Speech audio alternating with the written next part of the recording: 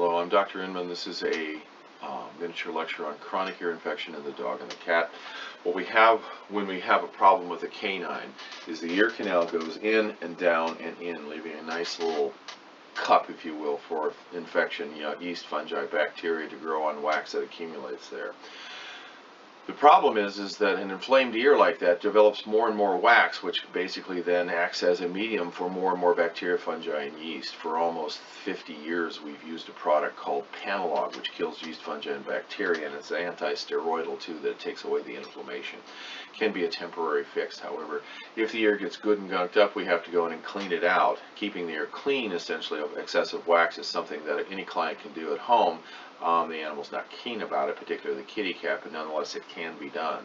One of the things that we found in 1982, that's 1,000 years ago it seems, is that we went into these animals that had chronic ear infections, and for one reason or another we'd go and adjust them. We used the adjusting device.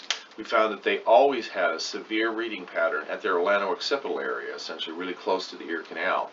Essentially, and once we cleared that out, their chronic ear infections, when they've been coming to us for months and months and years with chronic ear infections, would go away. So after a while we said, gosh, that might have something to do with it, and it certainly does, because when we basically take care of the subluxation phenomenon that's occurring, remember that subluxation interference compromises the blood supply to the tissue. Then our medications that we use to clear up the ear, the oral medications, antibiotics that we use to clear up the ear, can be effective because we're getting adequate amount of blood supply to the actual ear and clearing it up. And so when we would send home medications and the animal would respond until the medication ran out, essentially, and the problem would come back again, was because we really didn't handle the underlying problem, that which of course is lack of blood supply to that area of the ear.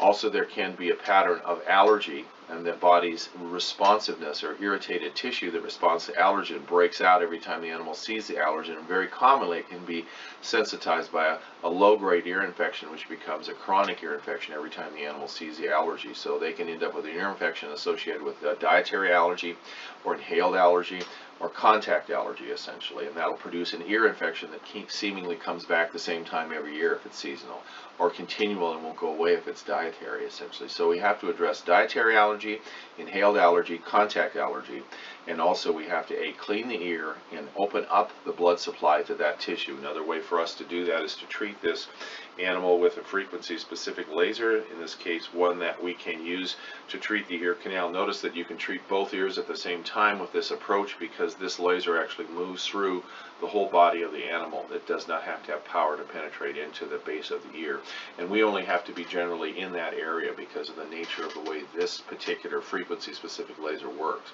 The frequencies are for infection, and also we have frequencies for ear infection and connective tissue, essentially, and reduction, particularly of swelling, such as 230 and 42. That swelling and balls everything up and doesn't allow the good antibiotic-laden blood to get into the tissue and rehabilitate that particular chronic infection and out of the tissue too. So we utilize this as an approach to take care of this. So when we see chronic ear infection in an animal, we'll adjust them, because they always have a serious reading pattern up at their head and their neck. Boom, boom. On either side, you want to be careful because that area is very sore, essentially. And for instance, a Cocker Spaniel that has chronic ear infections don't like to be grabbed up there because it hurts, and they know it's going to hurt. So you want to be careful, but we have to make that adjustment. And when we do make that adjustment, essentially, that alone can help the animal significantly, along with our cleaning and antibiotic therapy.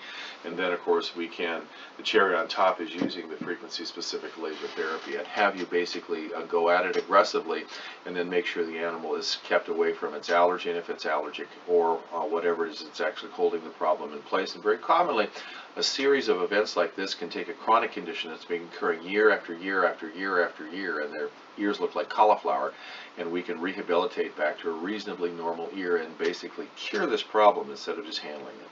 This has been a lecture on chronic ear infection in the dog and the cat, mostly the dog, essentially. I'm Dr. William Inman, and I'd have you go to the bombtech.com website. We'll show you how to do these techniques and give you a lot more information about how it is that they work, essentially, and how to apply them in your practice. Thank you, and have a great day.